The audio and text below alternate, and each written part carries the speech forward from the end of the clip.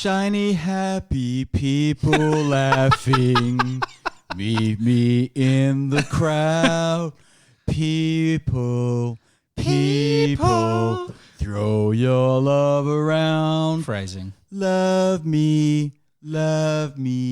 Take it into town. Happy. Put it in the ground where the flowers grow. Jesus, I never thought I could like gold this song and any silver less. shine. Shiny, happy people holding. Shiny, happy people holding hands. Shiny, happy people laughing. Please stop. Just because you were being a smartass. Everyone around. Oh, God. Love them. Put it in your hands. Take it. There's no time to cry. Dear listeners, Happy. I apologize Happy. for this. Put it in your heart where tomorrow shines. And to anybody who Gold now and needs to have silver audio shine. or ear canal surgery, please address your complaints to... What's the name of this podcast again? This is Invert the Y. Captain's log, stardate log 12.1.5.9, and the USS Invert the Y is orbiting another planet of Richardom and bullshit. And today, the shiniest, happiest person I know is back, and I'm so happy Super Simon's back. Look at the crowd. It's fucking roaring. It's good to be back, my friend. It is it is always a good day. It is, man. To be here with you. It is. We don't have Jason Relaxation, the suppressive Where is person. that? Fuck. He's a suppressive personality. I know, but where is he? You know what? I should have sang the song. Turning Japanese, I'm turning Japanese, yeah, I think so. I'm turning Japanese, yeah, I think so. You know, he's always been a bit of a Japanophile, your brother, hasn't he? Yeah, he's a massive fan of Japan. He's big into his tentacle porn, isn't he? Yeah, that's right. He's into his manga weird shit porn. Senpai, no! That's right. No, he's currently OS, and I don't know when he'll be back. To be perfectly honest, geez. he's made his intentions very clear, Super Simon. I don't think he's coming back. I don't think he is. He's leaving you to your own devices. I think he is, because he's basically said, "Oh well, you're set up now. You don't need me anymore. Spread your wings and fly, shiny happy people." Okay, Good tie-in. that's what I'm thinking. I'm Terrible. Also terrible. Don't ever sing that song again. It's a horrible song. But actually not from a bad album, because I think there was other stuff on the album that wasn't bad. Losing My Religion was on that album from REM back in 1991 that came out. So I have little kids, and on Sesame Street, which is one of the most regularly watched programs in my house at the moment, they did a version of Shiny Happy People with the Muppets, Shiny Happy Monsters, and it's like all about emotion. So it's like shiny happy monsters, shiny sad monsters, and all this shit. And it's like, it's actually them. It's REM. They're doing the song with Muppets. I'm like, fuck. What? Sesame Street. They can get literally any celebrity they want. Mate, they must have paid Michael Stipe and all the rest of it so much money. This is the thing. I looked into it to think, how much would they have had to pay them? And they said that because of Screen Actors Guild regulations, they can't be paid nothing for their being on the show. Mm-hmm. But because it's run by PBS and it's Sesame Street, and it's a pretty much universally loved program, that they donate whatever they get paid back so that the money stays within the program, so they can keep making the show. What? Which I thought was really fucking nice. Yeah. That's insane. So when you see if you're ever in the fortunate position to be watching Sesame Street and you see some random fucking celebrity show up, they're donating their time. Is and Mr. their money. Snuffleupagus still there? He still is. And Bert and Ernie don't hang out anymore, do they? Bert and Ernie is still there. They're not in the same house though, are they? No, they're still together. The thing that always fucked me up about this is that everyone's like, "Oh, Bert and Ernie, gay icons." Like, no, they're Muppets. They have nothing from the waist down. So there's nothing they can do. That's not a joke. That's a fucking fact. From the waist down, it's some other person's arm. But some people like that shit. Yeah. Hey, look, you know. It's the modern world. Everyone does whatever everybody does. Whatever they want to do these days. Who knows what the fuck goes on?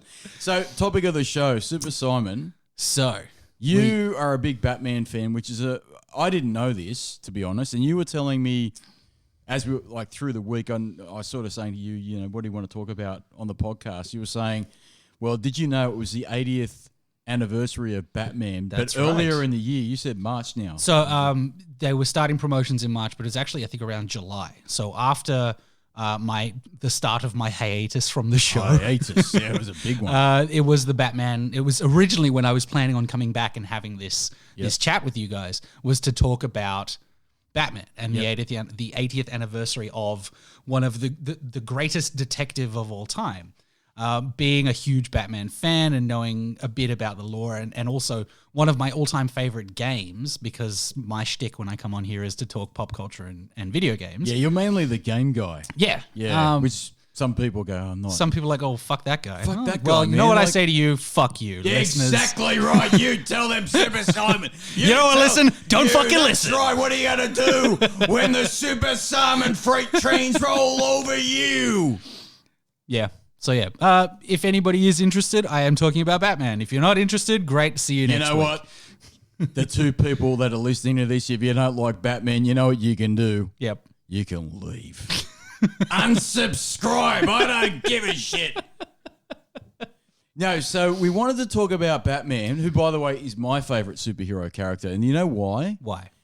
Because, correct me if I'm wrong, I probably am wrong, actually. Apart from Catwoman, he's the only superhero that I can think of off the top of my head that didn't have a superpower. But he was a badass. So he had all gadgets and stuff, Yeah. but he wasn't like he wasn't like Superman. So You know what I mean? The whole pantheon of DC characters, the majority of the characters, with the exception of, say, Batman or Green Arrow, they're all gods. Yep. Superman is a god. He's basically unkillable with the exception of Kryptonite. Wonder Woman, basically a god. Green Lantern, godlike powers. Like, they're all absolutely insanely powerful. Batman is the grounding source, with the exception of, people say, oh, Batman is like Tony Stark. His superpower is money. And that's not incorrect, but you think about it, that Batman is, he's a detective. So he's incredibly intelligent. He's the world's greatest detective. Exactly. Really, like. He studied criminology. He knows how to find clues. He knows what to look for. Plus, he's a master at hand-to-hand combat. Pretty much any type of hand-to-hand combat you can do, and then also the ability to mix those martial arts. He's an acrobat. He's a genius. He can build things. He's a computer genius. He can hack into pretty much anything. So for him to say that Batman doesn't have any superpowers, technically, yes, he doesn't have any superpowers. But he's probably one of the few people in comic book history that is utilizing so much more of their brain capacity to do all of these superhuman things. Normal people can't, like, you have to stand, you think about, to become the kind of acrobat that Batman is, that would take you a minimum of 10 years to learn how to do that. So in the formative years of him developing as the Dark Knight, he's learning martial arts, acrobat, criminology, computer science, all of these things at the same time. Now, a normal person can't do that. Therefore, Batman definitely has a super ability, whether it's like a hyper ability to learn or to master things incredibly quickly. That could very well be it. At some point in the future, they make this massive revelation that Batman does have a superpower, that he is superhuman. Because also, you think about it, Batman as Batman, he's a normal guy for all intents purposes. He's got, above average strength, above average agility and intelligence, but he's just a normal-ish person. But you can't really think that way if you're putting him up in context with every single other member of the Justice League. And he has a contingency plan for every single one of them should they need to be taken down. Like, the fact that Batman is that calculated in everything, that's got to be a fucking superpower. Like, simple as that. Yeah, I get what you're saying. What I was trying to say, you're right. I don't disagree. I look at it like the traditional, like Superman was like, these super strength, he can fly, he's got laser vision and X-ray vision, he can blow cold air. Yeah, and then if you talk about all the which Marvel, is also a weird fucking power. He's like, he can just breathe on you and you fucking freeze. But all the Marvel universe stuff, like all those characters pretty much have got superpowers in some way. Like superpowers, yes, but not. So the thing that I've always loved Marvel over DC, with the exception of Batman, is that the Marvel characters are much more human. Yeah. So they'll have a power or they'll have two powers. Like Spider-Man's probably fairly OP'd. He's got super strength. He's got agility. He's also got like sticky spider powers and sensing and things. He's pretty close to being like OP as far as Spider-Man goes. I was just getting a phone call. Maid lady? No. What happens is I get these phone calls. Sorry, folks. I was getting this phone call. I could see it was a interstate number. Oh, scam call. It's a scam call. I should have answered it. Put it live on air. Yeah. I should have. You know what? If they call back, we'll answer. We'll both talk to them. We'll answer it. Hey, if they call back. But how did you get this number? Yeah, we'll do it like a fake. Where's Bane? Okay. Yeah, but I'll reverse go. You're live on Invert the Y. Thanks for calling. Thanks for calling. What you want? Okay, you want to sell me electricity power bullshit? Okay, let's talk about it. That's right. Who's the most powerful person you can think of? I want to save 1 cent of a kilowatt hour on my power. Thank you, you fuck. Woo! Right, and you get just see going. Sorry, Mr. Retrodan, I don't know what you're talking about. No, the only thing you'll have to watch out for is they'll use your full name. Hello, is this Mr. So-and-so? Yeah, I know. That's why I cut it off. That's why I didn't answer it. That's the only fuck up with the phone being connected to the soundboard is the fact that if I do get a phone call... Goes straight through? Yeah. Does it auto-answer as well? No. It was... Luckily, it's not auto-answer. It was just basically me cutting them off. Clever. But I could see that it was... If I see a particular state and a particular number, I know 100% scam. It's a scam. And I've blocked that. I've blocked so many different variants of that number on my phone, but they're so it's like a virus. It just spreads. Yeah. Like they just basically, okay, well, you block that number, tomorrow we'll use this other number. And then I say to them, it's like Hydra, cut off one head, Yeah. 2 more will grow in its place. And not only that, I'll say, by law, you've got to take me off your register, but they never do. Yeah. They don't give a shit. They don't give a shit. It's like, that's so cute. You think we're going to take you off the register? Yeah. Oh, you're so adorable. You're so adorable. You think you've got rights.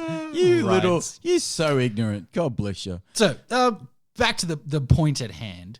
Marvel characters have always been very grounded and very realistic and very human with their additional power or two. With the exception of, say, like Thor or Hulk, they're mostly normal-ish kind of people with an enhanced ability. Like the X-Men. The X-Men's a great example of that, right? Yeah, there's each of them has a power. Yeah. That power may be able to do multiple things, but when it comes to, like Charles Xavier, can't use his legs, but he's got a really good mind. Yep. Cyclops can't see without wearing a visor, but he's got laser vision. What was Magneto's problem? He was normal, wasn't he? Magneto was normal. So, as of sort of mid-80s, I think, and someone guaranteed will correct me in the comments, he was... We don't get any comments. No one listens to us, mate. I'd have disabled the fucks. He was a survivor of Nazi Germany. That's right, World War II. That's so, right. And that was his traumatic event to start him on the way to becoming a villain because of the atrocities that he'd encountered. So his power over magnetism was the ability to control his environment around anything to do with metal. And that meant that with that, he gained an ability of invulnerability because he could always put metal up to block projectiles or attacks. He could fly because he had magnetic soles of his feet. Yeah. So he was always able to... It was a singular power that gave him multiple powers. So Magneto would be shit at a Tupperware party. Yeah, he'd be fucked because it's all plastic. Because it was all plastic. So if he was Plastito... Plastito. Can you imagine Plastito? God, that person would rule the fucking world now. Oh, man. Plastito could manipulate plastics. Mm-hmm. And not only that, they go to a Tupperware party. And they just open everything. Open everything up. And everyone's like, oh, fuck. That's unreal. Remember the Tupperware parties are like the biggest thing. I have a You feeling... might have missed out on the Tupperware No, parties. so my folks definitely had Tupperware parties, and I remember them. And I'm still not 100% convinced that it wasn't just some form of swinging for that generation. Yeah. It's like, oh, Tupperware party. Everybody puts their keys in the little Tupperware container. That's right. And they've got the music. They've got but then they'll have like the wine and the cheese, and then they'll just go off. That's right. Because seriously. Yeah, but Tupperware parties were a big thing, man. This feels like a Ram brewing.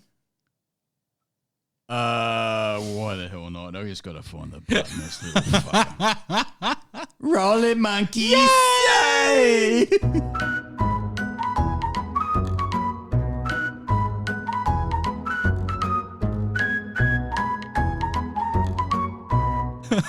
He's got one out of me. I'm so excited. I haven't had a Ram in ages. It's like I'm actually grinning from ear to ear. That's what she said. You haven't had a Ram. Hey. Well done. That's it, I know. Yay to me. No, this is a really lame ram. But ram. But I'm doing it for the Drunken Monkey. Shout out to him because he'll laugh when he hears this. And he knows exactly what I'm about to say. One night I get a random phone call from the Drunken Monkey. He says, "Are you busy tonight?" And I go, "Not really. Why, man?" It's a couple of years ago. And he goes, "Oh, look, there's a whole bunch of women coming to my house for a Tupperware party and I need somebody to talk to." This wasn't him trying to set you up with anybody. No. And I actually said that. I go, "Oh, is there a cute single chick that I can speak to or something like this?" No. But guess what? I'd fucked up anyway. So he says, no. He goes, "I just need..." This is purely for his own entertainment. I just need to balance this out. He goes, "There's like 40 women in my house." He goes, and he's got two lovely daughters too. So it was like, he's losing everywhere. And I said to him, "All right, man, I'll come over. I've got nothing better to do." And I've rocked over there. And there was, I can't remember how many there were, but there were quite a few people at this Tupperware party and they were all women. And you must have been completely out of your element. What did you do? I did this. So basically, I think I walked out there and I said, "So ladies, if you're looking for some Tupperware, how about this? I think it's fantastic. My mum bought this in the 70s or some bullshit." I made a complete twat of myself. And the Drunken Monkey's like, got me by the collar and pulled me back into the Sorry, lounge room. everyone. We'll leave you to it. We don't know who he is. This is just a veteran that we're helping off the street. It's just come over here. Let's get you some soup. But it was so intimidating because the person that was hosting the Tupperware party was really serious about it. Like, have you ever seen what they are? Like, they are serious, it's like a man. fucking Ponzi scheme, like a pyramid scheme. Dude, it's a cult. Yeah. They're like the cult of Tupperware, man. They fucking, you don't mess with them, right? And so I'm like, oh yeah, I love to seal up. So I was like being a dick going, "I bought that last week. It's fabulous." Like, have you got grated cheese? The only way to store it is in this container, right? And I'm walking around doing that shit. Drunken Monkey's like, "Dude, cut it out, right? Just stop." And anyway, the head Tupperware honcho, she's like, "Actually, we've got a product for that, but it's not what you're saying." And she's like really shitting on me. And it was the most. And you know what though? She dissed me so bad. The Tupperware poo bar, whatever you want to call it. the grand Tupperware wizard. The grand Tupperware wizard. She was not happy with me. And right now, the Drunken Monkey's listening to us driving, and he's like, "That's not what happened, actually." Like, he's fucking. I invited you over to play games, and you got pulled into the Tupperware party. Yeah, I got sucked into the vortex of the Tupperware party. Do you know what though? So my folks, they still have a lot of the Tupperware that they bought in like the early. So does 90s. My mum. My mum's this stuff still fucking works. You can't kill it, mate. You cannot kill it. Mate, you know what? When we are dead and the human race is finished, they will find Tupperware with stuff in it. And you know what's going to happen? Space cockroaches are going to visit the planet and they're going to go, right? Which is code for what the holy shit! Look at these containers. Yeah, what the fuck's this green shit? Oh, that's right. And they're going to say, "Good to store my protein bars," or something like that. These space cockroaches. It's like, mate, why are you taking stuff off that dead planet? Oh, you know, so look at this container. It's still intact. So my mum will make biscuits all the time, right? Or slices, and no bullshit. She'll put it in the same 1972 Tupperware container. It's bright green, right? It is so 70s. It's unbelievable. It's more 70s than a fondue pot. You know what a fondue? I do. She's got a fondue pot that's so 70s. It's so retro. I love it. Right? So the Tupperware that my folks have is clear with a maroon lid. Oh, beautiful. And it's sort of semi-opaque. You can still see into it, so you know what you got in there. And it's like they stored sugar and flour and biscuits and shit they've made. It's like this stuff should not still be around. No. Or it's leaked into the plastic and it's like gonna kill us all. And you know what I love about or give us Tupperware? superpowers. They didn't give a fuck about being biodegradable. They did not care. They didn't care about Not the even environment. And I go slightly. back to my point. In the 80s and the 90s People or the didn't give a 70s, shit. no one gave a shit about it, man. Like, Not they were even like, slightly. Oh, fuck, who cares, right? You know what, Super Simon? We're not sponsored by Tupperware, but Fucking should be. if you're looking for a cheap solution for all your storage needs, why not try Tupperware? That's right. Tupperware can seal up anything, including a dead body. I'm sure it could. Tupperware. Store your biscuits, snacks, impress your friends. That's right. Next time you have a barbecue, pull out a Tupperware container. They'll be wowed by the fluoro green. It's so retro, it makes me look hip. Do they still make Tupperware? Yes, they do. You can still buy it? You can't kill it. Fucking hell. You can't kill Tupperware. It won't die.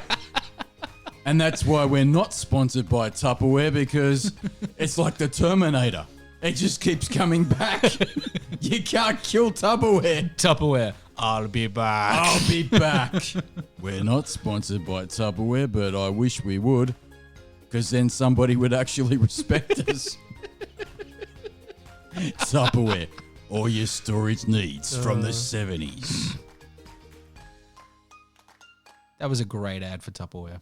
I think so. And I didn't need Jason Relaxation to help me with that button. Good work.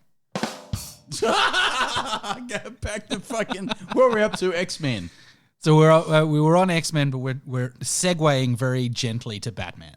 Batman, yes. Because we want to talk about Batman, and you wanted to talk about Arkham Asylum. So there has been a storied history of mediocre at best comic book adapted video games. Yeah.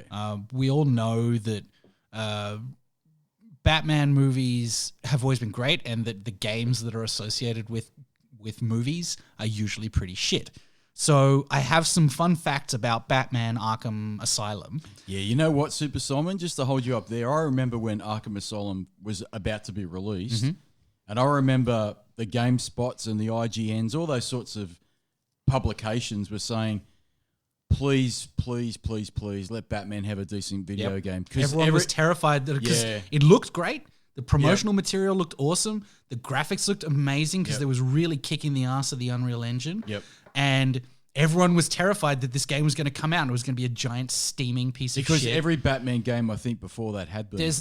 There'd never really been a good... Wasn't there one on Super Nintendo? Yeah, so there was a Batman Returns beat 'em up. On Super Nintendo? On Super NES, which wasn't bad. Yeah. But again, it was a beat 'em up. It was like not exactly exciting. And there was, I think there was also one for Batman the Animated Series, which wasn't bad as well. Yeah. But again, you're coming off the back of the GameCube era, the Wii era.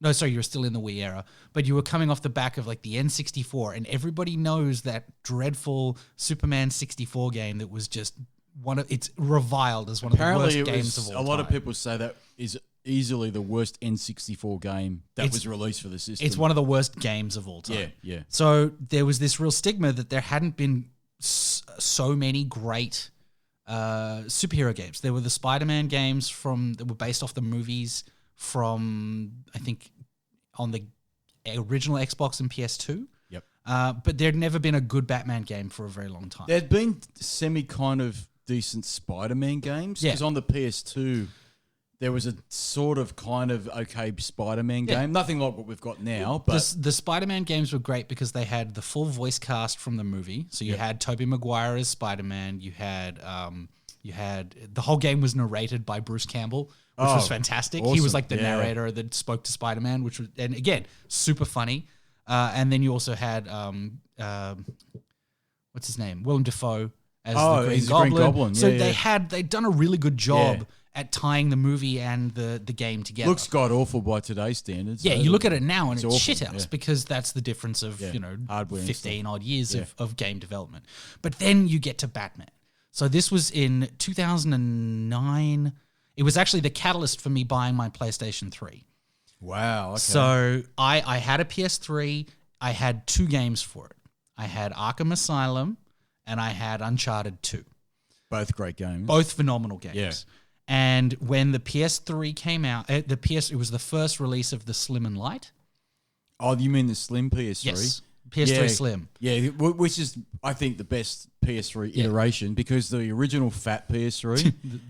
the engine. Well, there's actually 2 variants of that. The original launch PS3 was like ridiculous, had like full backwards compatibility, had SD card slots, had all sorts of stuff. And then they changed it. They stripped some of that out and they increased the hard drive size. They put it. That was the first 500 gig hard drive. No. It was only. Was it 300? No. It Less? was no.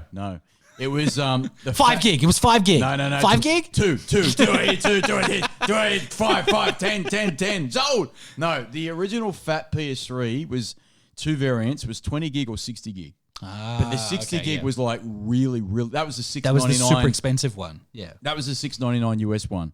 But then that was the full backwards compatibility with PS2, and it had SD card slots. It had all sorts of different things, and then they kind of revised that a year or 2 later, and it was still the same fat chassis, but I think it had an 80 gig hard drive. I think I'm pulling this out of my ass.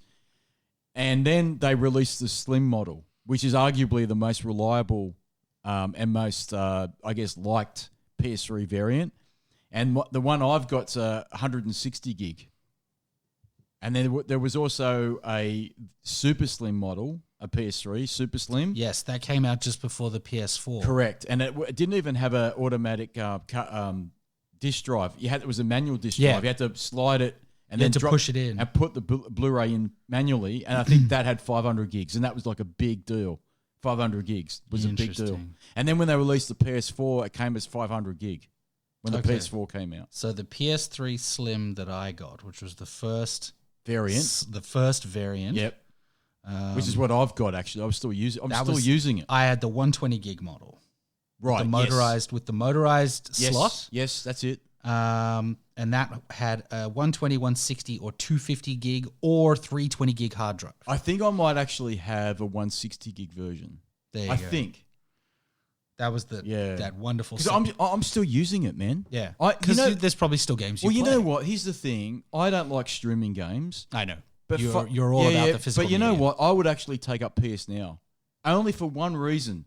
I've got the choice of buying games if I like them, but I don't want to use my PS3 anymore because moving parts, 10 years old plus, the shit's going to break down very soon. I know it is. I'm going to turn it on one day and it's not going to work. Yeah. So if I can avoid moving those mechanical parts by not using that PS3, putting the discs in and out and things, and using PS Now and streaming my games, I'd probably take PS Now on, to be honest, even though I don't like streaming. But I've got the internet bandwidth here to do it. So I love that PS3 so much. I'd sacrifice my own personal distaste of streaming. But I know if I like that game enough, I could go buy it on the eBay for $10. Yeah. And the other reality is you can get the remastered editions that they've released, and they hold up. They hold up really nicely. Arkham Knight, the Arkham Asylum. So the Return to Arkham City and Return to Arkham Asylum. Now, Super Simon. Yes. Do you know that currently on PSN they've got a super sale on that shit? They're like, I did not. Return to Arkham is ridiculously cheap right now. So I got mine last year when I think around this time last year when they had the super sale. I got the 2 games. I got those 2 and Prey for $30, which was pretty damn good. Yeah, I didn't get into Prey. No, I didn't like it either. I had read good reviews. I thought, oh, this is great. I think you've just got to be a certain type of person, and I didn't like Prey at all. I'd heard it was not dissimilar to BioShock. Well, that's what people said, but it didn't do that. It was nothing like BioShock. Not to me yet.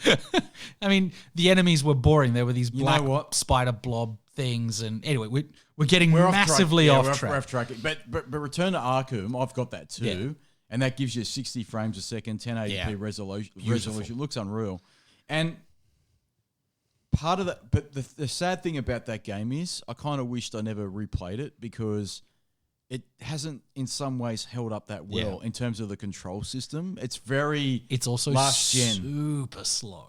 Shit, yeah. It's like I didn't realize it playing it at the time, but coming back now and having a go at it, there are points where it's almost impossibly slow. Yeah. Where you're talking to Oracle and you've got your finger on your ear. You know what that is? You're getting slow walked. That was the era or the beginning of the era of the slow walk. Yeah. So what they do Gears is did it. Batman did it. Batman was notorious. But Gears was like as well the other one where somebody like in Gears it was Anya or Anya. She'd be talking and Dom and all the others would be slow. You couldn't walk fast at all. Yeah. And they'd have their fingers in their ears going, "What's going on, Anya?" And then Batman did the same thing. Arkham Asylum. But Arkham Asylum was a magical game. The game itself was revolutionary. Yeah. From a graphical perspective, from a story perspective. And this was one of the... So I've got a bunch of facts that I've been... Yeah, let's go over the game because that's what you wanted to talk about, wasn't it? You wanted to talk about Arkham Asylum. The idea of today's topic being at Batman's 80th anniversary was to go over one of my all-time favorite games as Arkham Asylum. Yeah. So there are some fun facts that I've got, some interesting side notes, and then also a bit about some of the development process. So when we come to... So originally, this was going to be based on the Dark Knight movie. So what prompted the game was that it was going to be made by EA and Pandemic. Now, at the time, Pandemic were amazing because they'd done Battlefront, they'd done Mercenaries. They had a really good name for themselves. It fell apart. They're gone now, aren't they? They're well and truly Pandemic gone. are well and truly gone, swallowed by the behemoth that is EA. Yeah. How many studios have EA killed? So Countless. many. I know. Many studios died to give EA their abilities. But this game was, as I said, originally developed by Eidos. Now, Eidos hadn't really had a hit in ages. And when Batman Arkham, when they got picked up by WB and I think Rocksteady did Arkham Asylum. They did all the Batman games. Yeah. Rocksteady. So EA they'd set a really low bar and they'd sold it off to Eidos. And Rocksteady were the main developers. Now, the other cool fact... Yeah, Eidos took the publishing, didn't they? Yes. Yeah. So Eidos published with WB Games. WB Games, yeah. And then developed by Rocksteady. Rocksteady, yeah. Now, when you're thinking about game development and the number of people that develop a game, you look at a Call of Duty, you look at an Assassin's Creed, 500, 1,000 people employed, right? Yep. Arkham Asylum was made with just 60 people. That's incredible. Had an incredibly small development base. But one of the coolest things that there was about 40 employees for Rocksteady. And by the time the game had finished, there were a grand total of 60 people had been involved in the process. And to this day, it still looks like one of the best looking games of its era. You know what I love about that game? And I've gone back to this. I've said this so many times now of recent times on this podcast is what I loved about that game was it was linear. Yes. And so yes. So you basically you go from section to section. It guides you gently because it's got the markings on the floor. Remember, it's got the different arrows and it says follow the yellow marking on the floor, and there was a green and a red marking. Yeah. So you knew you could go off somewhere else, but you wouldn't get anywhere. Yeah. And well, it's like a hospital because it was a hospital. It was a hospital, right? So you're walking in a ruined, downtrodden hospital, full of maniacs, and the game would guide you to different sections of this area or this hospital, and you'd have different encounters or different set pieces, and then obviously bosses as well. Yeah, so and you had your encounters with enemies that were staggered throughout, and they're just faceless goons. And also on top of that, but it progressed. And I recently did a podcast with Cyberdunk, shout out to him, where we talked about progression. And along the way, Batman's obviously getting upgrades. He's getting better gear. They're sending the bat pods in that are like dropping stuff to him. So all the cool. So all the gadgets we know Batman for, he gets them in the game, but he gets them over a period of time. Yeah. But then you also use Batman's wonderful detective skills. Yeah. Because then you go in the detective mode and you see like fractures or weaknesses in walls to blow the walls up so you can actually get through different bits. And then on top of that, once you got your head around all of that stuff and you're following this linear path, you actually come across things that made you want to go sidetracking, but you really couldn't get there because you found the Riddler's. Yeah, the Riddler's tokens. Trophies. The trophies. And the Riddler will actually like, oh, well. And he's taunting you the whole time. He's like, you think you're doing so well, Dark Knight. Yeah. But overall, the story's about, correct me if I'm wrong, it's been ages since I played it. It's about Joker. It's about Joker, who was voiced absolutely beautifully by Mark Hamill. So this is one of my favorite things about this game is that they used, for the most part, the Batman animated series voice cast. So you had Kevin Conroy as Batman, who is definitively he's the best animated. Yeah, Batman. He does all the animated. I remember he does a lot. He doesn't do all of them, but he does do a lot. Well, he was the one the fans wanted in the game because I remember when the game was being developed and wasn't released yet. That IGN, a lot of people have voiced Batman over the years. Yeah, but people were so happy that Kevin Conroy was doing it.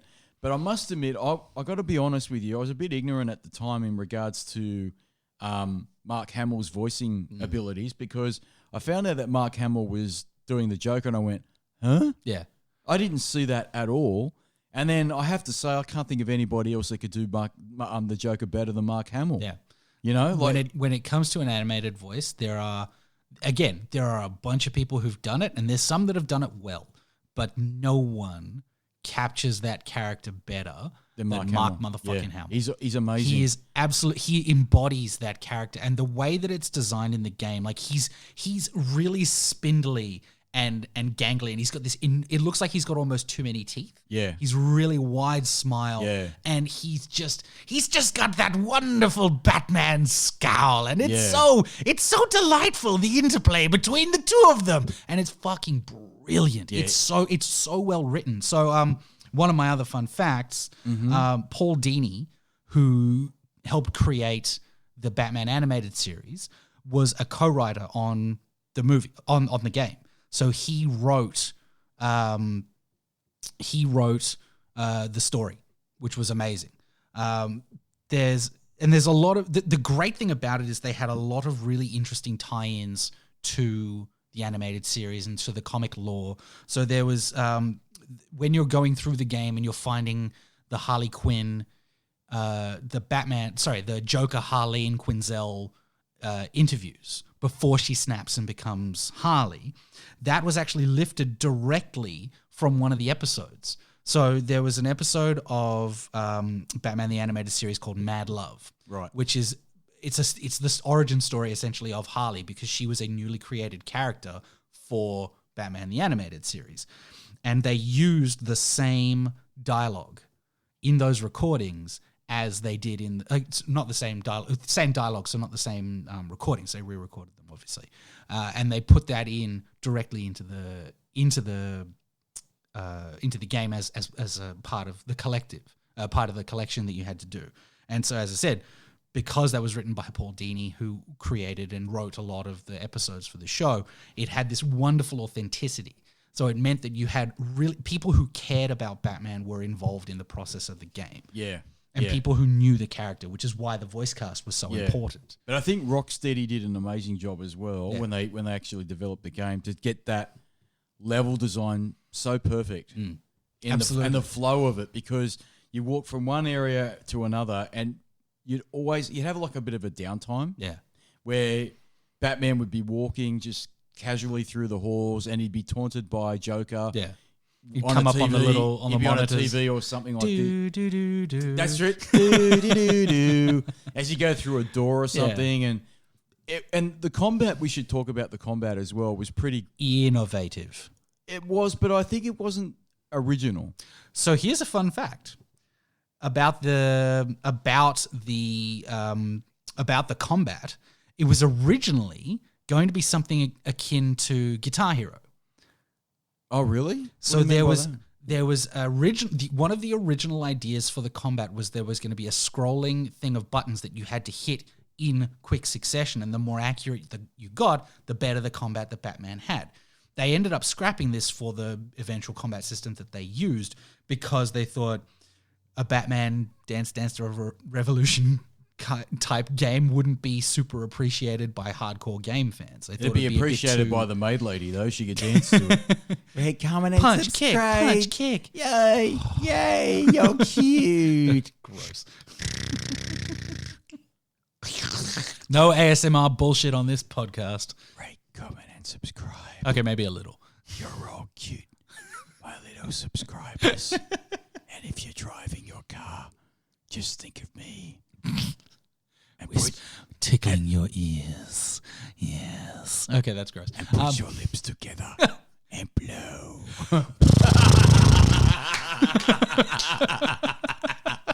Oh, fuck. Oh, it's so gross. But yeah, the combat was very different to a lot of like standard beat 'em up Well, games. hang on. I just want to pull me up if I'm wrong here. Spider-Man on the PS2, did that not have the same combat as what Batman Arkham Asylum had? PS4 Spider-Man? So Spider-Man from last year? Spider-Man all the way back on the PS2.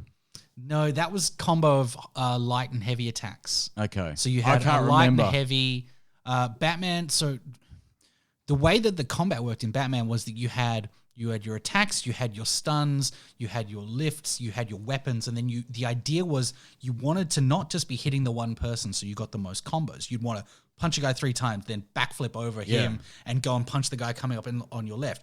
And the coolest thing about it wasn't just standard one person at a time just coming up and getting punched and then go. There was usually around about sort of 5 to 6 enemies around you and attacking you at the same time. Sometimes there were mobs of up to 15, 20 people coming at you and attacking you, which meant you had to really utilize that acrobatic skill of Batman.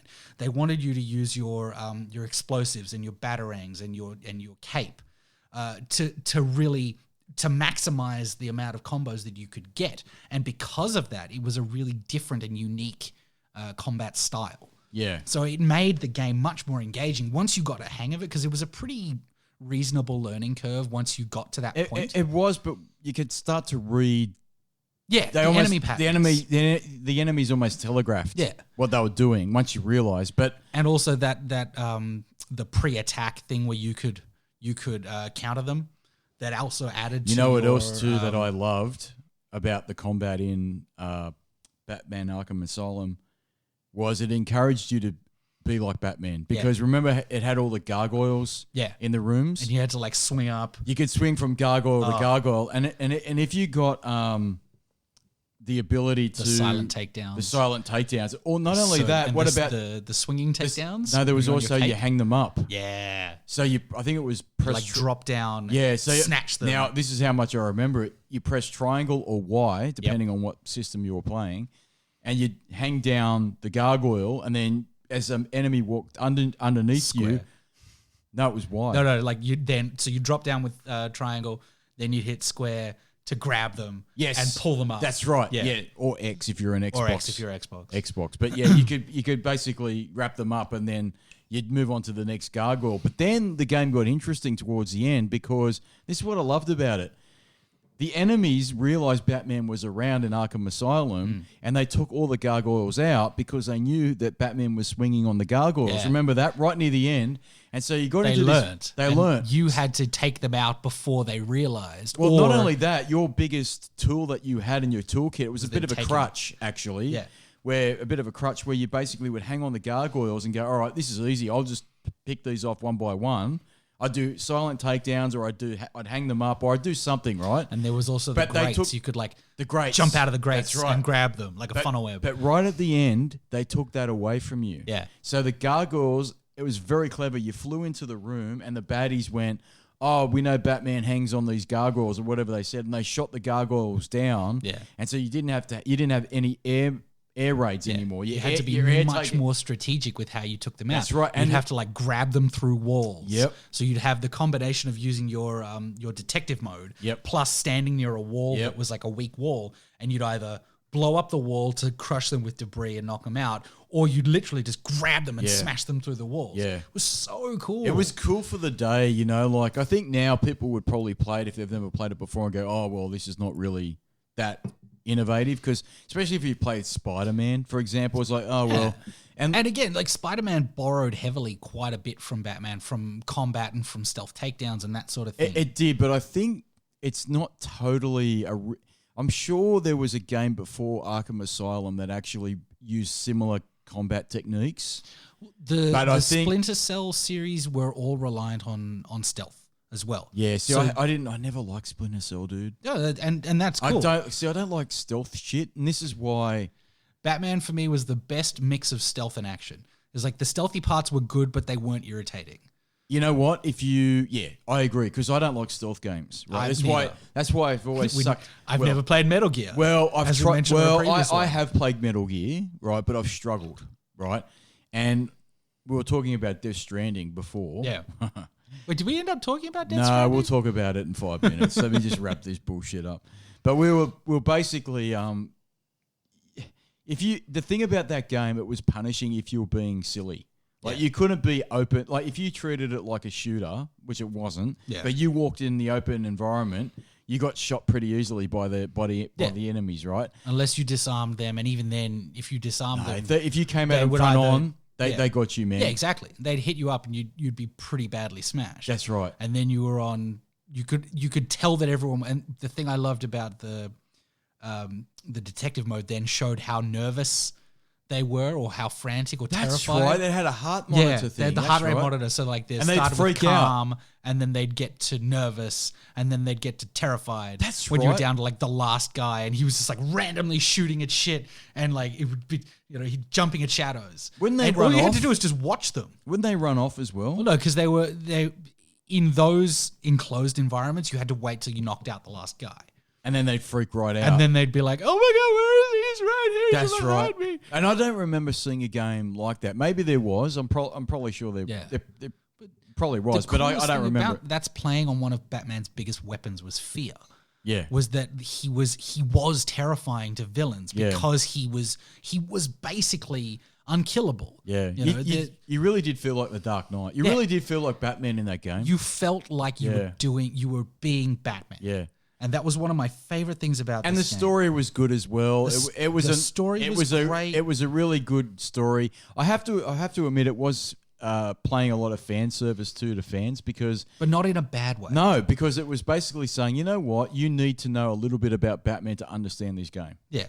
You know Absolutely. what I mean? 100%. It wasn't an origin story. It didn't say, oh well, Batman was this. It chucked you straight into the game. Yes. With the understanding that you know who Batman is, you know who Joker is, you know who his rogues gallery is. You have an understanding of what Arkham Asylum is and why he's there. And the game, it plays it out in such an interesting way. Like the fact that the whole Scarecrow scenes with the That's right. with yes. the fear toxin, and you're in these weird Yeah. platform levels, and you have to avoid his gaze, and it's like that's all happening in Batman's mind. That's not right. happening in the game. That's right. But it lends itself so well to that mechanic. Again, everything about it. There's so much to it, and there was stuff that people didn't even know about. Like there were hints to Arkham City, the follow-up game, tucked away in rooms that fans never found. So there was stuff that they'd already started planning Arkham City after Arkham Asylum had come out. Yeah. So there was stuff in there that the developers had chucked in as Easter eggs. Right. People never even found. I never found any of that It was stuff. really, Because really I must cool. admit, I tried to find as many Riddler's trophies as I could, Yeah. but I didn't find anywhere near all of them, And so we move on, if we want to move on to Arkham City. There's a couple more things I just Yep. want to quickly add for fun facts about Arkham Asylum. So number one, for Batman's cape took over 2 years to animate. There was over 700 unique animations and sound It effects. did that look were, the shit, man. It looked Yeah. beautiful. They Because did, the way it moved, it looked silky, Yeah. and every movement he but made, then when it he was moved. gliding, it was looked- rigid and it looked like a bat. And then Yeah. as the game got on and he got more grizzled, like details like he'd grown stubble. I didn't notice that. His cape had got Are we holes talking and about his costume Even on had the PS3 and Xbox 360? Yeah. Really? It was a progression point in the game. So you were getting to sort of halfway through the night. I didn't know it was this. really, really interesting details. Okay. Batman's explosive gel was actually, when they did the Foley recording for it, was actually whipped cream. Okay. So that was just like When a he fun shakes it, when when he's he's spraying it on the wall, he does the little bat symbols out of the explosive Yep. gel. So that's actually whipped cream. the sound of The sound of whipped cream. Okay. What else was fun? So yeah, that hidden room basically was in the warden's office, and if you got through it with the explosive gel, you'd find out where some details around the next game, but it was so well hidden nobody found it. Where are we? Got a couple more here.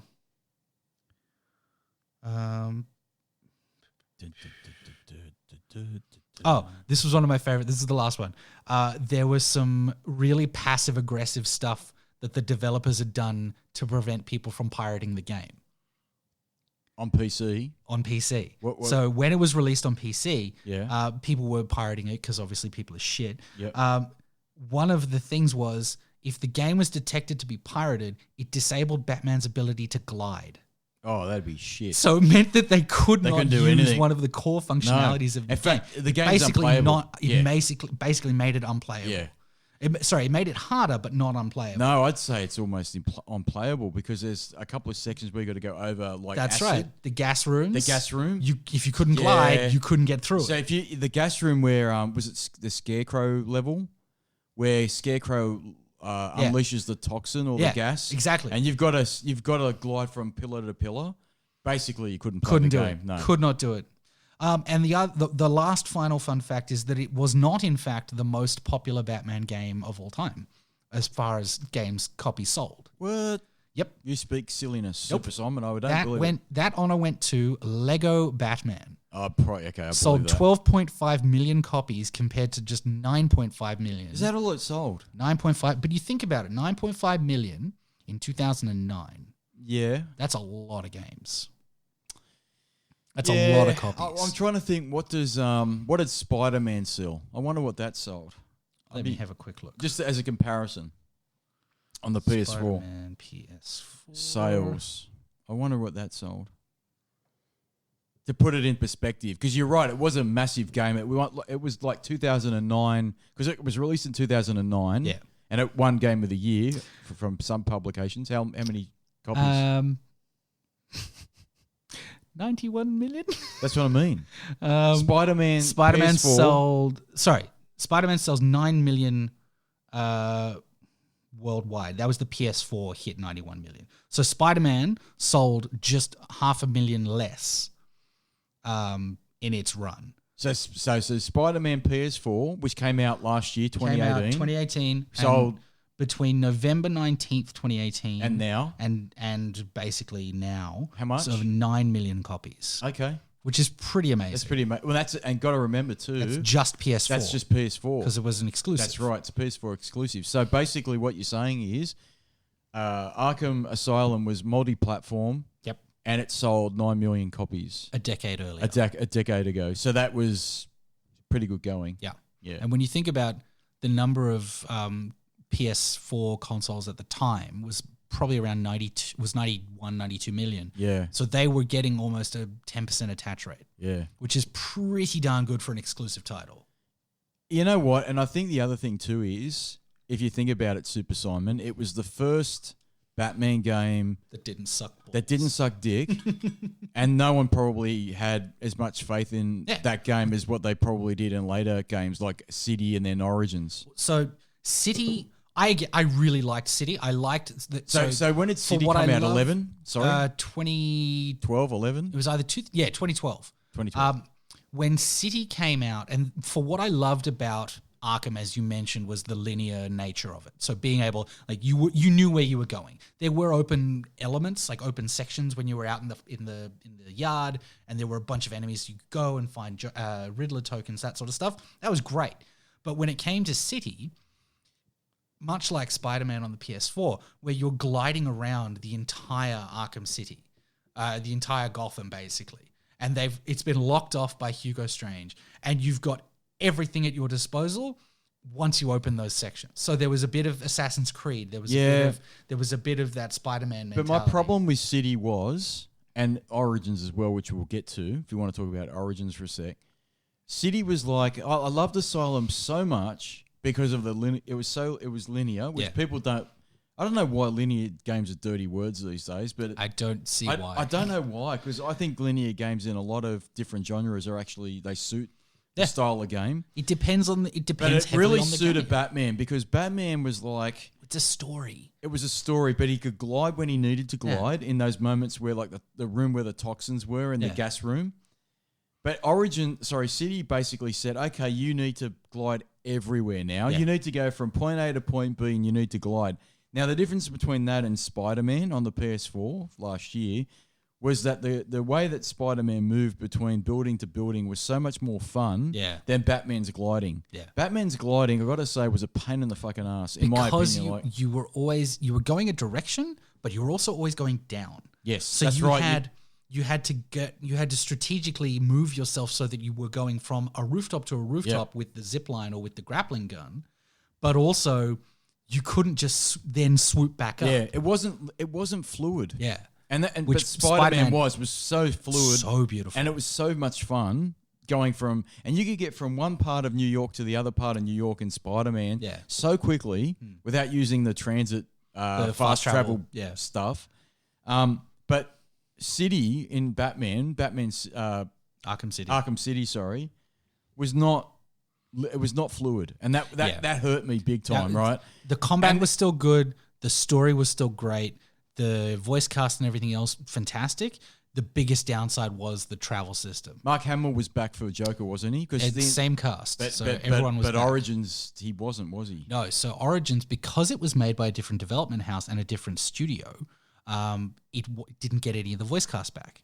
So there was actually a really cool, it was a happy accident that after City had come out and Origins had started being discussed, Kevin Conroy was interviewed to say, "Oh, so are you going to be voicing Batman for the new game?" He's like, "Yes, but it's not out for a long time."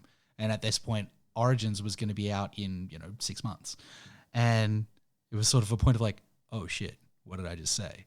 Did I just out the game?" And he had outed Arkham Knight years before it had been finished being developed, like 2 years or 3 years before it had been finished being developed. Yeah. So that gave people, because he wasn't going to be voicing Batman in Arkham Origins, because it was an offshoot game. Yeah. In fact, I don't even remember who developed it. It wasn't Rocksteady, was it?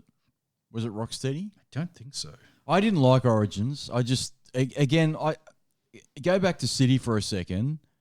I didn't like City that much either, if I'm really honest. So because Arkham Origins was created by WB Montreal and published by Warner Brothers Interactive. Okay, so it was a WB studio. So it was a WB game instead of being a Rocksteady game. A Rocksteady. Yeah.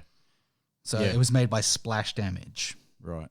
Which are obviously a lower tier. That's why it felt. House. That's why it felt and looked different. And none of the voice actors came over, did they? No, not a one. Not even Mark Hamill. Nope. Yeah. And it showed. Yeah. And people didn't turn out for the game. I didn't sell anywhere near. I didn't finish that game, and City. I got about 3/4 of the way through City because I lie. I finished City. Yeah. But I didn't enjoy it anywhere near as much as Asylum because it wasn't linear. And you know what pissed me off about City? We talked about the gliding and the fluidity of the game. What I hated was when you got to your waypoint on the map or your mission marker. Once you landed, 9 times out of 10, not always, you had deadbeats to beat up first. You know what I mean? These dead shits. You expect Batman to just land somewhere and not have to kick some ass? Come on. It would be nice just one time to land on For once. I'd like to just arrive without having to beat up a bunch of crazy people. You know what? And because most of the time, he lands on his map marker. He beats dead shits up, and then he goes through a friggin' manhole. He goes underground. Goes underground. I'm like, what the fuck? Why didn't you just go underground? You know what it was to me? It was in an era where open worlds, which haven't gone away, were the big thing. Yeah. And that open world didn't do anything for that game. Like there was nothing in that open world that you couldn't have done in a linear Asylum type game. Yeah. Right? And so it was the kick in the balls. You flew all this way with your gliding cape, you get to your map mission marker or whatever you want to call it, you beat up some dead shits, and then the fuck goes down into a bloody sewer tunnel and becomes linear. And what the fuck? So this was the whole thing, is that you had your overworld. So same as with Arkham Knight, which I'll get to in a minute, but you had your levels. So you at each location, so you had to go and beat up Joker. You had to go beat up Penguin. You had to go beat up Killer Croc. You had to go beat up. You had to fight with Catwoman on certain stages when she'd been kidnapped by Riddler. There was, and then you use the overworld as Gotham or as Arkham City, whatever the fuck they called it, to get to those various points. And because you didn't have the Batmobile yet, because they teased it, they teased the Batmobile that you pull up into the game. You're like Bruce is getting walked through into getting arraigned into Arkham City as a prisoner because they changed the whole city to a prison. They teased it in that game, but they absolutely rammed it down your throat in Arkham Knight. Correct. And I hated that. And that is that was the technical marvel of the game. The game looked amazing. It was the first PS4, Xbox One. You're talking Knight, Arkham Knight. Arkham Knight, yeah. It looked amazing. Looked beautiful. The story was cool. It was very interesting. Actually, the story was great. The story was great because it's the Red Hood. That's right. Storyline. And you had what was her name? She was the tree lady. Poison Ivy. Poison Ivy was in it quite a bit. And again, really great pieces of the game. The problem was that fucking Batmobile, dude. Getting rammed down your throat, getting to destroy these drones. You'd run into bad guys and they just get electrocuted and flung into the crowd. You know what? I would have forgiven that game for all of its sins if it said to you, okay, Arkham Asylum is old hat because it was linear. We're now in the open world, folks. Yeah. And I would have been semi-okay with driving to my mission marker in the Batmobile, right?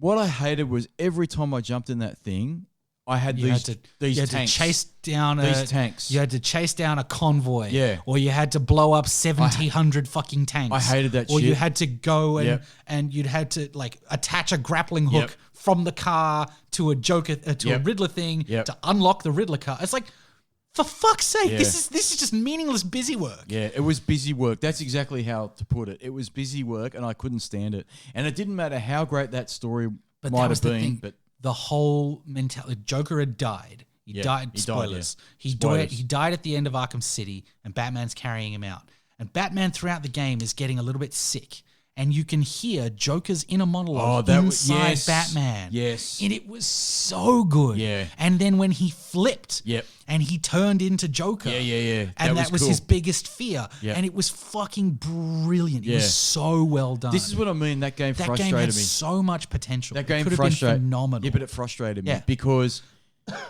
the story, as you said, was awesome. Yeah. And when Batman was losing his mind, and you could actually, I think it. And you lock up. You kind of couldn't control Batman properly. He'd be kind of like walking all over the place. He'd get a bit dizzy and then Joker would start talking. And Joker's talking to him. Oh, so good. And you're like, well, why can't I... What is this shit? Yeah. All right. Okay, cool. Because you don't quite know what's going on. You don't know what's going on. But then it went to shit when you jumped in that fucking Batmobile. Yep. And then that was okay too. Because I actually didn't mind driving the Batmobile. It was but fine, what I hated was... having to do all the shit every time you got into the car. And there was one bit in that game, they make you go in a tunnel. Yeah. You had to go through these tunnel systems in the sewer.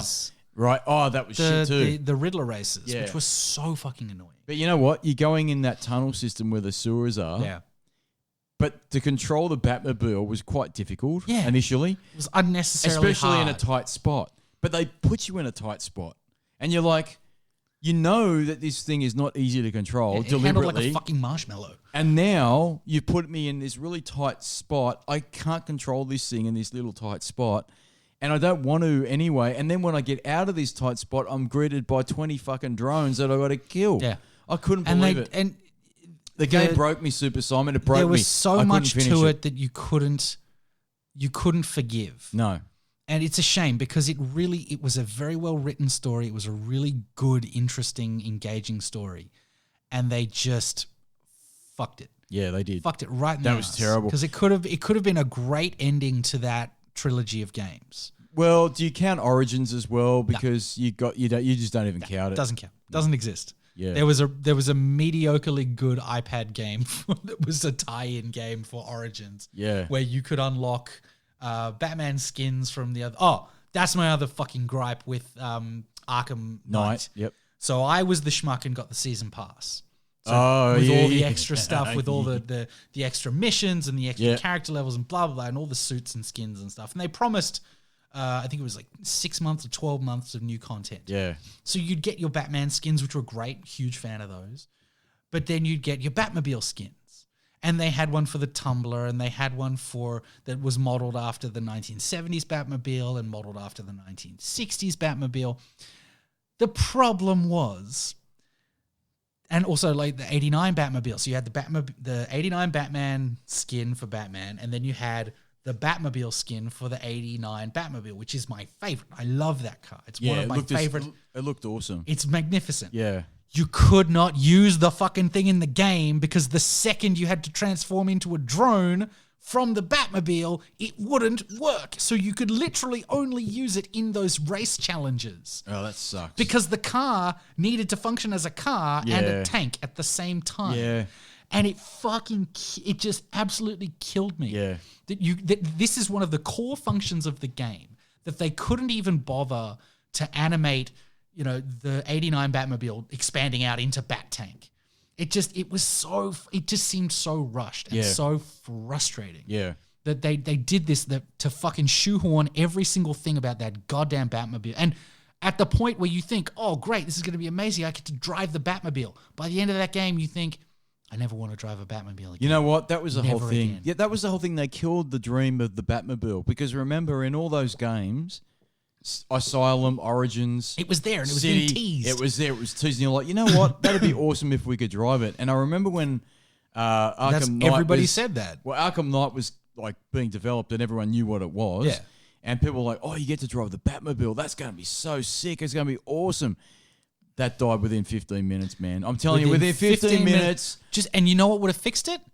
50% less Batmobile drivingness. Yeah. And 100% better controls. Yeah, but the whole thing is that your Batman, I can't glide anymore? It didn't even give you the option of fucking gliding. That's it. You couldn't. The only way to fast travel between locations, gone are the days where you could zip around the city. No. You had to use the fucking Batmobile. The Batmobile. It was terrible. And we sound like incredibly entitled gamers to be complaining about this, but at the same time, they ruined it just it. made a bad game. They ruined it because you could see the potential with that game. You knew that the story was probably arguably the strongest of the series. Yeah.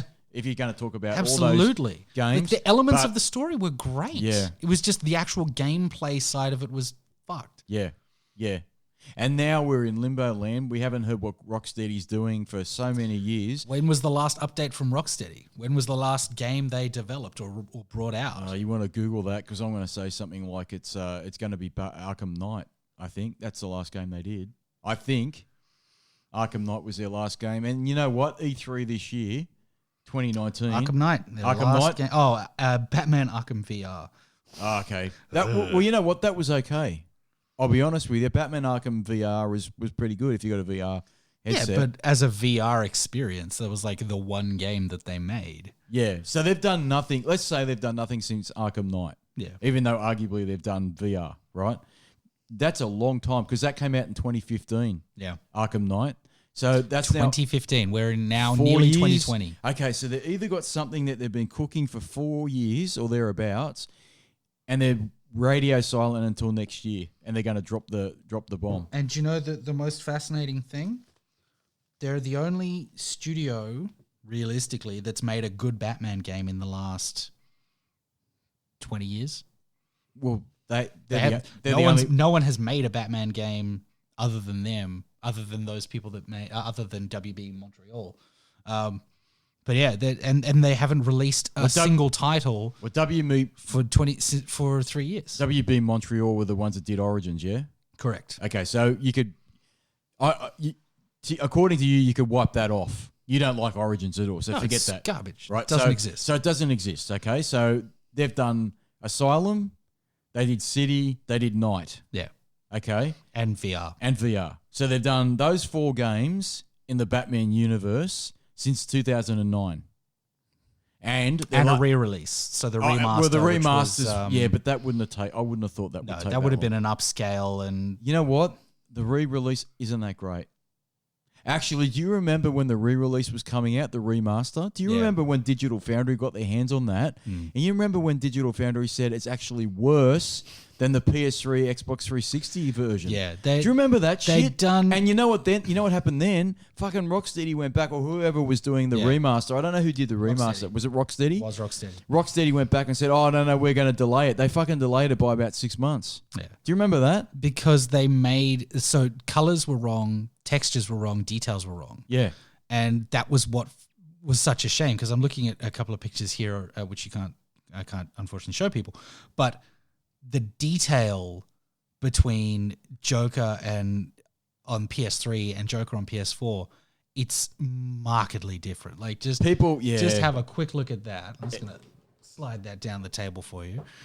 It's unbelievable the difference that an older game looked so much better. Yeah. The detail on his face on the PS3 Look version at the hair. originally was way better, and the hair as well. Arguably, his suit was better on the PS4. Yeah. But see, this is what people got the shits, and Digital Foundry did the right thing. They got hold of it and they went, this is bullshit, man. Like the PS4 version of this game, it looks worse than the PS3 version. It's a cash grab. It was. Yeah. But you know what? They delayed it. And they fixed it a little bit, but I got to say, as a remaster, it ain't that great. But you know what you do get with a remaster is 60 frames per second, which is very nice. Which is very nice, right? So, Arkham, you maybe want to go play it over the holidays, because Arkham Asylum is one of my favorite games. And at 60 frames a second, I'll play it. I bet it looks fantastic. Yeah. We slide it over the table. So that's pretty much me done discussing Batman. You got anything else you want to chat, or do you need to take a piss? I've got 5 minutes before I need to take a piss. Look, what should we close the show on today? Oh.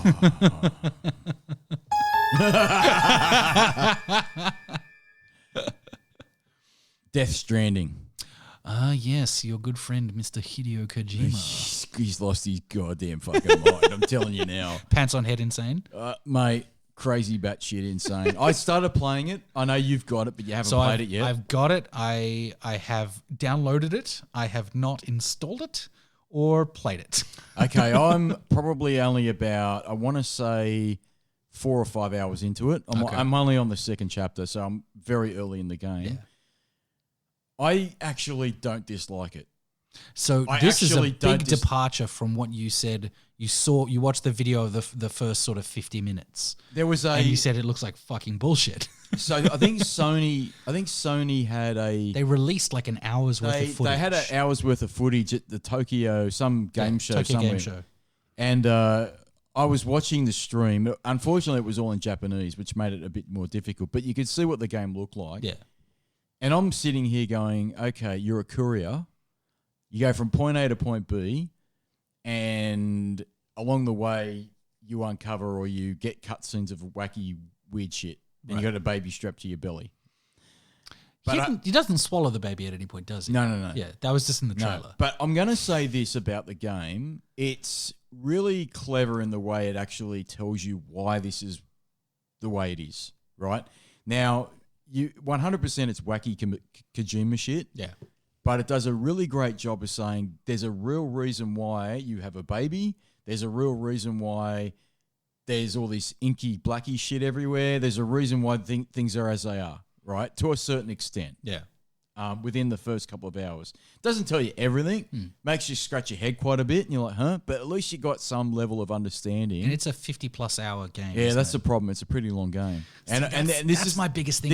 I don't have 50-plus hours. Well, I do. I do. Yeah. Right? And I don't mean that as in a No, mocking, I know. But I'm saying to you now, I don't know if I can do it. Yeah. Right? Because this game kind of reminds me a little bit of Breath of the Wild. And I know that's going to make you blow. That's going to blow your mind, right? The reason why I say that is because it's very obtuse in quite a lot of ways. Where it says it does guide your hand to where you need to go, but it doesn't really guide your hand as to what you need to do. And it's trial by error in a lot of ways, and it's trial by fire as well in a lot of ways. But what I like about it is, and what I think Kojima has made a mistake with. And what Kojima Productions made a mistake with, particularly, I'm going to blame Sony on this. Their marketing was pretty poor. Yeah. Because what they should have said was, the real gist of this game is, the landscape, the land that you're actually on, which is America after a major I can't say the word incident. Yep. I'm not going to say the word because the drunken monkey's going to ring me up again. Shout out to him because I can't say post-apocalyptic. I can't say that word, so I'm not going to fucking say it. But after a major incident. Post-popcorn world. Post-popcorn world. The actual landscape has changed dramatically. Right. But it's the landscape that's a puzzle. So the landscape's a puzzle, right? Because you've got to negotiate the landscape in a way and use materials to get over the ledges and go down ledges and cross rivers and streams. And that sounds pretty cool. So the actual land is a puzzle, right? So to get from point A to point B isn't actually easy. And the other puzzle part of the game. Yeah, but the other puzzle part of it is that the cargo you've got on your back has got to be configured in a way that makes sense for the mission you're on. Otherwise, you take too much. And if you take too much... then you're too slow. You're too slow. But also, the controls are really terrible because he's got poor balance. He leans to one side or leans to another side and he falls over. Fucking hell. Right? This is such a Hideo Kojima type thing. But it's Kojima. Attention to fucking detail. But it's Kojima that's been let to do whatever he wants. Whether that's a good thing or a bad thing, I can't make my mind up on that, right? But what I'm saying to you, it's like Breath of the Wild because at the start of that game, it gave you a big open world. Yep. And it said to go play. And you had durability with weapons, which pissed me the fuck off. And I hated that because I'm like, well, all I can find is tree branches and I get 2 swings at an enemy and it breaks. Yeah. But if you wanted to walk over yonder and knock on the final boss's door, you can do that, right? You can do it. You just don't have anything to kill it with. Death Stranding's a bit like that. Oh, really? Right? So you can is walk... it the same thing as like weapons? Are there weapons in the game? There are later on. I've yet to come across them, right? But there are. But what I'm saying is that you can walk from where you start off and wander aimlessly through that landscape and get into all sorts of trouble. Okay? That's cool. And I think that's pretty cool. But what Sony should have said and what Kojima should have said is it's a puzzle. It's a puzzle game, right? Because that landscape is so unique and complicated in its very nature. It's beautiful to look at. It's amazing to look at, right? But that's what I've heard. It's so complicated though. To get from point A to point B, you have to have the right material to do the right job, right? If there's a ledge, you've got to get a ladder to go over that ledge. Now, the other thing about the game that kind of blows my mind is you keep learning different things by listening to other people that have played the game. So one thing I picked up on yesterday, which I didn't know you could do, maybe it's my fault because I'm stupid, you can use the touchpad on the PS4 controller, and it rotates the map to like a 3D thing, and you can see the elevation of the actual landscape. That's cool. So then you know that it's going to be a very steep incline to where you got to go. So you might need a ladder. So you better craft a ladder. That's amazing. You better get you know what I mean? So the game's really complicated, but at the same time, it's like it should have been advertised as a puzzle game. Yeah. I don't know why they didn't do that because... What have they been advertising it as? Just as a Hideo Kojima game? Hideo Kojima game. They put his name on it and all of a sudden people they cream themselves over it. You get nice and hard for it. Yeah, but actually it's a bit of Metal Gear Solid in there too. Like you get to a point where I'm up to, only just now, where you've got to do a bit of stealth. And you actually have to do a bit of stealth early on in the game too. Yeah. And you don't have to. But it helps. But it really helps, right? I like it, but at the same time, I don't know if I've got the energy to finish it, given that it's 50 hours. I might need a break. I might need to put it down and then play something else, but that worries me because it's so complicated. Will I go back, right? And it reminds me of Breath of the Wild. It really, really does. And I was talking to Nervous Nathan about it yesterday, who asked me, should he get it, because he loves Metal Gear Solid, and I shout out to him and I said, well, did you like Breath of the Wild after a while when I told you all about that? And he goes, yeah, that's one of my favorite games, but I couldn't get my head around it, and I put it down for, months and months and months, and I really regretted that. And I think this is like that. I think Death Stranding's like that. See, this is, again, I have every intention of playing this game. I'm really looking forward to it. The problem is time. having the time to do it. But I think it's a game that you should play and go, fuck this game. Yeah. And at least you played it to get to that point where you've gone, I'm done with this bullshit. I'm done. But I do think Did you end up going back to Days Gone?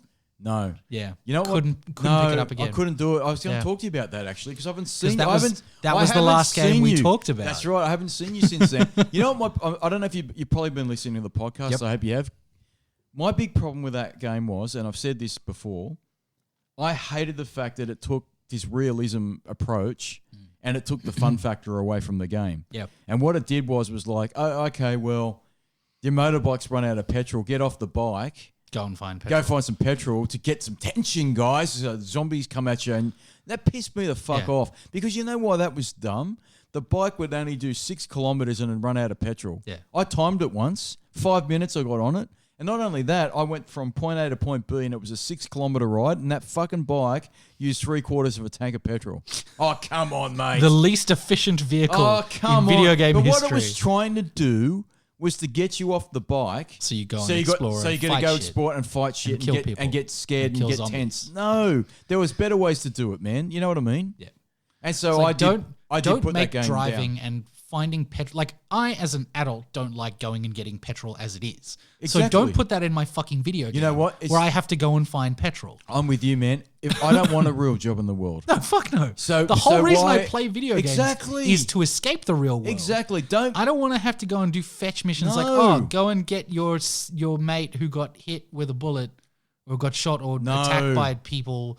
Go and get him medicine or bandages and shit. It's Mate. like, no, give me the ability to fly across the galaxy. Give me the ability to use a lightsaber. Give me the ability to go and punch the Joker. That shit I want to do. Yeah. I don't want to fucking No. drive And I've said this and bef- find petrol and Yep. get medicine and Yep. come back. It's like, just See, no, this is the just thing. no. This is the thing, right? I've said this before. I play games to escape the real world because the real world can be a grind. Correct. Right? If a game comes along and says, we've got some realism, I go, I don't want realism. I want to be a fucking out of control bullshit superstar on this thing. It's like You know? games like Fallout. Games like this new one that looks unbelievable, The Outer Worlds. I'm playing it. Is it great? It's a lot of fun. It looks great. Well, I'm nearly finished it. Oh wow. And so what I'm going to say about this game is that I think it's a bit of a surprise how much I've enjoyed it. It's a return to form for Obsidian. Yep. It's a good pickup for Microsoft because they've just purchased Obsidian. But I'm going to say... Is it Microsoft exclusive or is it No, cross-platform? it's cross-platform. Okay. So you can play it on PS4, PC, all that sort of stuff. Good. Ooh, is it coming to Switch? Yes, it is. Yes, What? it is. It is. Yes, it is. No That's bullshit. very exciting. I don't know the release date. I think it's next year. It is coming to Switch, 100%. Making that shit. And I would say if you liked Fallout New Vegas, Yes. you'd like this. But what I am going to say is it's nowhere near as good as Fallout New Vegas. It's not. Well, no, it's set in space, right? It is, but it's not. But it's very similar to Fallout New Vegas in a lot of ways. It's the Fallout New Vegas To be hit. released in 2020. Yeah, I thought it on was next year. Switch. Yeah. That's very exciting. It's going on Switch. But yeah, so that game looks to be the kind of sort of open world game that I would like to play. It's awesome, Yeah. right? But that game has no realism really to it. The only fuck up with that game that I personally don't like, but I can live with it, is durability on weapons. So the weapons wear out and you have to repair them. Big deal. Wait, Like guns as well as everything, armor, okay. guns. Well, that's always been a Fallout thing. It has been an Obsidian Fallout Yeah. thing, yeah. But I think I'm enjoying it. I think the halfway point of that game, it bogs down a little bit with some dialogue. I got to say, the start of it's better than how it's ended up. Yeah. And it hasn't got quite the kick of that tribalism that New Vegas had. You know, in New Vegas, you had different factions. Yeah. This You game's had got... You had the Romans? You had the whatever they Roman were. type ones, and you had the other... And you had the gangsters and there were you the had ghouls. you had the Elvis type ones. Yeah.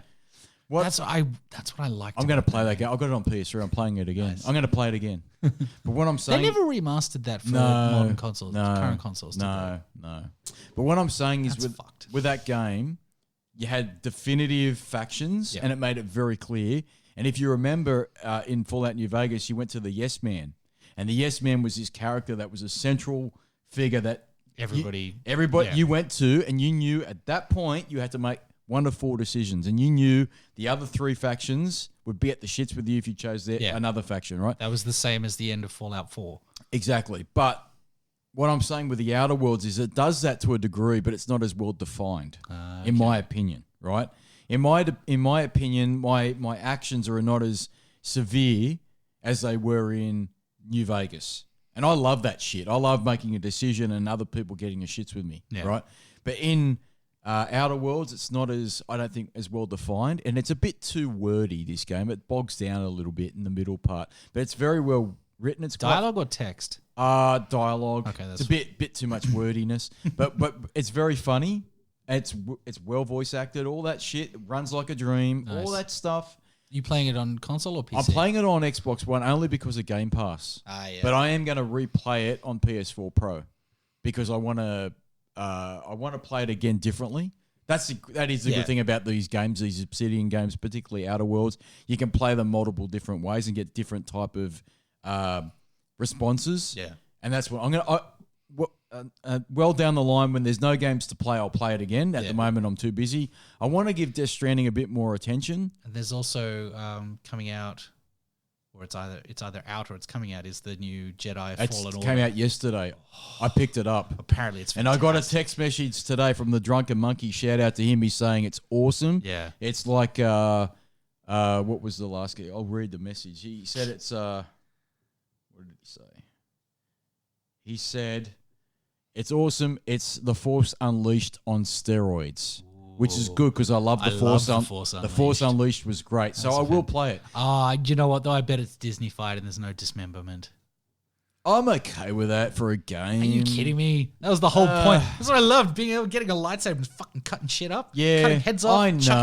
I know. But what can you do in this modern bullshit smashed avocado world we live in? It's Star Wars. It's got to be accessible by everybody. Well, it does now, and I've given up on Star Wars. I know you have. And I'm not getting into it with you because we can't have a civil conversation about it. And it's another rabbit hole and for another day, Super Simon. I like it. Have we said everything we wanted to say about Batman? By the way, I did forget to say that I grew up as a kid watching the original Batman series on TV Batman from 66. From the 60s, yeah. Same with here. Adam West was as Batman. The first introduction to Batman I had was that. Yep. And then we had obviously 89. Yes, with Michael Keaton.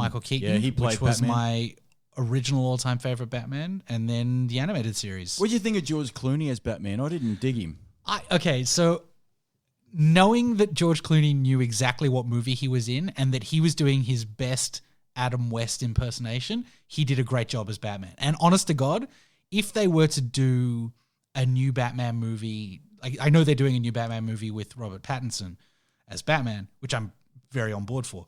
I would love to see George Clooney have another crack at Batman. I think he would do as good a job, especially if it was directed and written by somebody who knows what they're fucking doing. Unlike Joel Schumacher, who is history's greatest monster. Ooh. Bat nipples. Bat Well, nipples. you know what? What was the last Batman movie that was out? That was... trying to think now. Dark Knight Rises. Oh no! Sorry, no, it wasn't. That terrible Justice League movie, which I still have never seen. No, I'm talking pure Batman. That would have been a Dark Knight Rises, a pure Batman movie with Bane. Was that the last pure? That was the last Batman standalone movie. And then there was Batman v Superman: Dawn of Justice. Yeah, see, that was shit. Garbage. That was friggin' awful. Yeah. But I tell you what, I will say this: I did not mind Ben Affleck as Batman. I thought he did a really cool job. I totally agree. I thought Ben Affleck in Batman v Superman. I think Ben Affleck played a really great Bruce Wayne. Yeah, he was awesome as that because he had that kind of look, and then when he was Batman, he had that sourpuss kind of mean-looking face. He had the real fear. Ben Affleck, I thought, played a much because they did say straight away when they cast him, he's playing an older Bruce Wayne. Yeah. Which I thought and it worked. Totally worked. Totally worked. I thought Ben Affleck, he's off now, isn't he? He's not doing it anymore, is he? So Robert Pattinson is now cast as Batman in Matt Reeves is doing a version of, it's called The Batman. I think it's called The Batman. They've announced casting that Zoe Kravitz Lenny Kravitz's daughter is going to be playing Catwoman, Right. which is pretty exciting. She's going to be great. Yep. They've announced casting for the Riddler, and they're mentioning casting for the Penguin. They haven't confirmed casting for that, and I don't honestly remember the guy who they said is playing Riddler. But it all looks very cool. It all sounds to be very good. Yep. The biggest thing they need to do is make sure that they do one good movie first before they start trying to build a fucking universe. Yeah, that's a trick. So long story short, Super Simon, before we wrap this up, because I'm busting for a piss. You're busting for... You know what's funny? I'm busting for a piss. Well, that's what happens when you come to Dad's garage. You drink alkaline water and you start busting for a piss. So, favourite Batman video game is Arkham Asylum. We agree on that. Favourite Batman movie, The Dark Knight. That it is for me, anyway. The one with Heath Ledger as Joker. My favourite Batman movie would probably be Mask of the Phantasm. Ooh. It's massively controversial pull. I loved Batman 89. Batman 89 was good with Michael Keaton and Kim Basinger. Jack Nicholson Joker, fantastic. Oh, one of the Heath best. Ledger Joker, fantastic. Well, you know what? I'll tell you now. Heath Ledger, shout out to him in heaven. From beyond the grave. From beyond the grave. Mate, I'll tell you what, he was awesome as Joker because he had big shoes to fill. Didn't he? He did. Because Nicholson made the character. Yeah, absolutely. He did a fantastic job with it. Ledger did a phenomenal job. Oh, mate. I think amazing. I actually think he beat Jack Nicholson. You know the thing with it for me is that I try not to compare them because they're two completely I different types. but I couldn't help it. Nicholson is the gangster mobster crazy villain. Yeah. Ledger was the anarchist. Yeah. He was the one that wanted to watch the world burn. He wanted to make his point made. Jared Leto, whatever the fuck he was doing, you know what wasn't that was? The Joker. That was a smashed avocado version of the fucking Joker. That's Batman. That's the Joker if he was a juggalo. You know why I like the Heath Ledger Joker better? Because Heath Ledger was a boy from Perth. He's an Australian. Fucking good on him. He made it. He showed everyone in Hollywood. Yeah, he showed him. He fucking showed him. I went and saw the Joaquin Phoenix Joker. I haven't seen that yet, so I can't. Enjoyed it. I hear. I think the Drunken Monkey said it was awesome. Do yourself a favor, go and check it out because it is Yeah. well worth it. Well, you know what? I'm sure it's better than the Jared Leto version. There's no comparison. No, this movie is an incredible performance. It's an absolutely amazing take on Gotham in the late 70s, early 80s. Yeah, it's brilliant. It's absolutely brilliant. He's a good actor, Joaquin Phoenix. Very good. He really is exceptional. And as somebody who has very limited knowledge to movies and film, like other than watching a bunch of them. Yeah. His performance is mesmerizing. Yeah.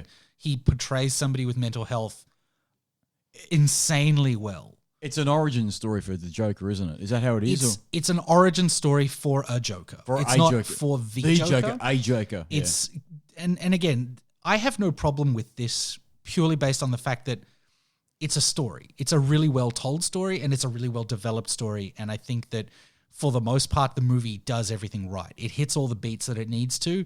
It shows this man as a broken, he has a disability. He has issues and it plays on that really well, especially in a world that is constantly fucking him in the ass and not in the good fun way.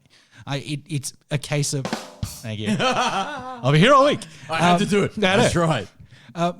But the whole concept behind it is that this is somebody's descent into madness and into their own reality. Yeah.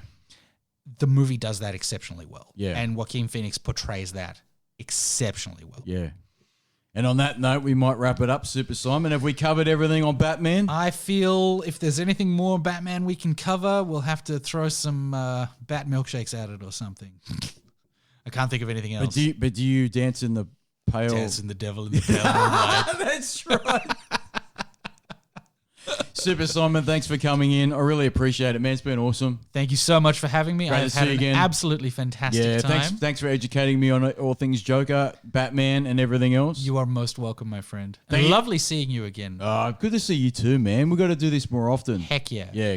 No, couldn't agree more. No excuses, really. Yeah, I only got fucking kids, whatever. That's right. Fuck them. They can learn how to raise themselves. Harden up, you fucking pricks. Thanks for the 2 people who've been listening. Thank you, Dad, for letting us use your garage. I'm sorry I ranted about the Joker. I can't help it. I was shattered about Batman Arkham Asylum because I wanted to get all the Riddler trophies and I couldn't find them. And I got really shitty and pissed off. In fact, I might have thrown an Xbox 360 controller somewhere at one point and it fucking shattered. And that pissed me off because they were about $70 at the time. True. It's a rabbit hole I can't get out of. It's something I need to improve on in my life, but I haven't got any guidance. I need to learn more from the Batman. He had very good discipline. And next week, you little Dark Knights, we'll have some more Retrodom and more bullshit. But until then, roll it, monkeys! Like Super Simon said, you can roll it, you fucking monkeys!